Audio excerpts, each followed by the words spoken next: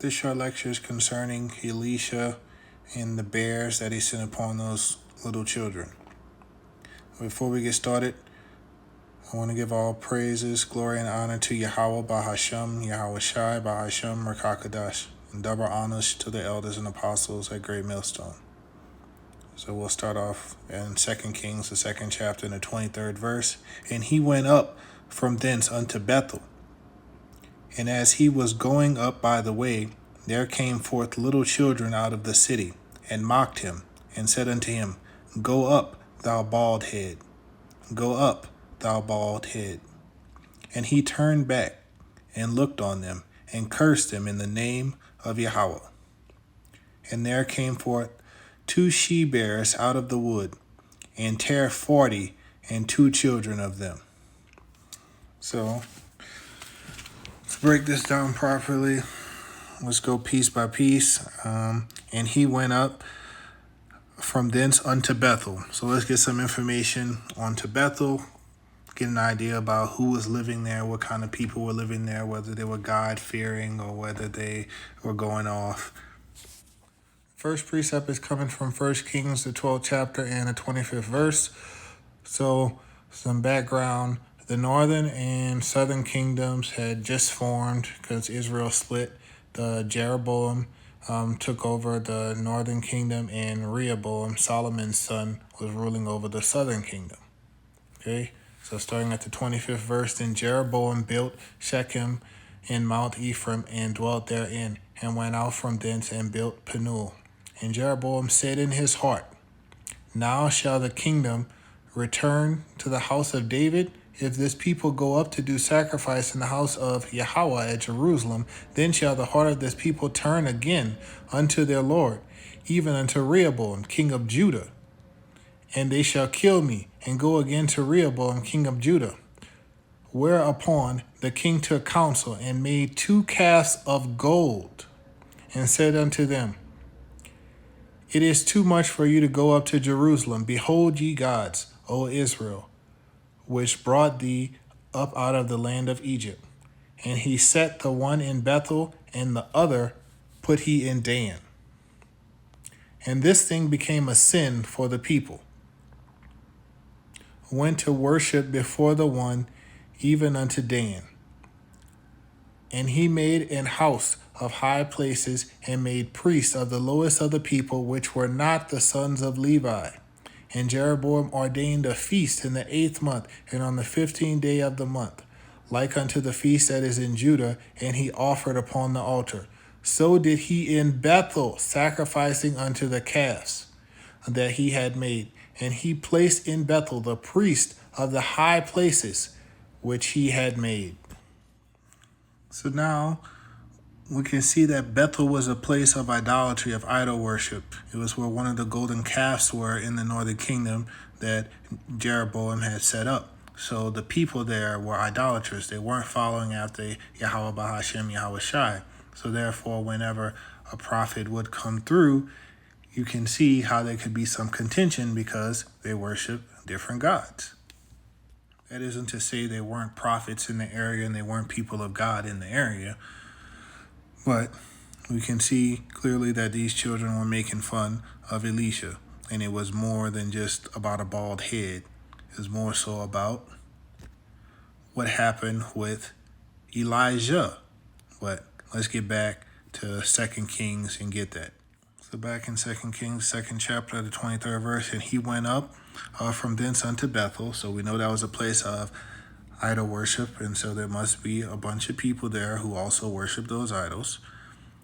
And as he was going up by the way, there came forth little children out of the city, and mocked him, and said unto him, Go up, thou bald head, go up, thou bald head. So why would they keep saying, Go up, thy bald head, go up, thy bald head? Because what just happened for the children to be saying that? Let's get that in the first part of this chapter.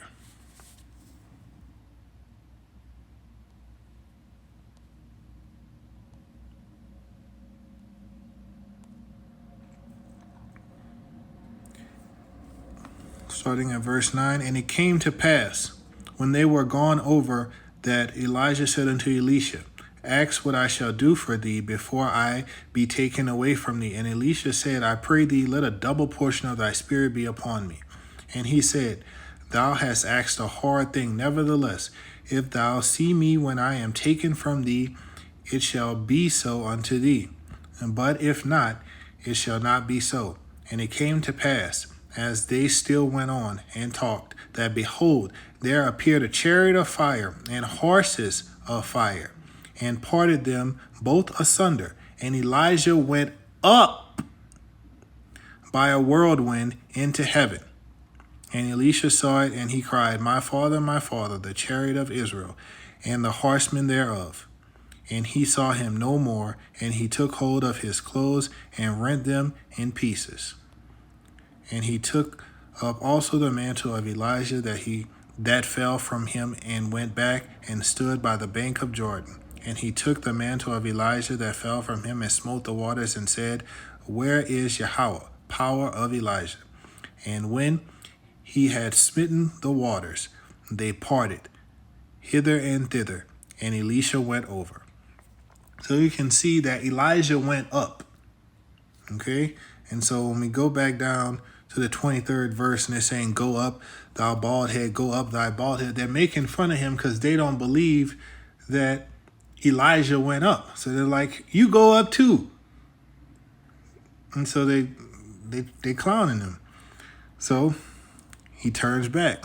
Verse 24, and he turned back and looked on them and cursed them in the name of Yahweh. And there came forth 2 she-bears out of the wood, and tare 40, and 2 children of them. So I know when a lot of people read this, you get very concerned. It's like, oh, it was children. Well, I don't know how old these children were, but let's see what the word brings up when we look at the children. So it says child, son, boy, offspring, youth. Child, son, boy. Something born, a lad, offspring, young man. And then an outline of biblical usage. It also says apostate Israelites, figuratively. Okay. So they could be super young. They could have been older, more adolescent children. I'm not sure. But anyway, they were calling them, he sent the bears on them. Well, it's actually Yahweh sent the bears on them. Because if we just look back up, in verse 14, he says, and he took the mantle of Elijah that fell from him and smote the waters and said, Where is Yahweh, power of Elijah? So Yahweh was the power. Yahweh did it. Because Yahweh is the power of Israel. He is our power. All right, let's get another precept. This is Proverbs chapter 19, reading from verse 29. Judgments are prepared for scorners, and stripes for the back of fools. Now, I know today we have a lot of scorners and mockers. When it comes down to this truth, they don't believe it. But judgment is being prepared for them. And if you weren't ever watching this, judgment is being prepared for you. So just like those children who made fun of Elisha and the power of Yahweh, Bahashem Yahweh Shai, judgment will come upon us all. And without his protection, none of us would make it through.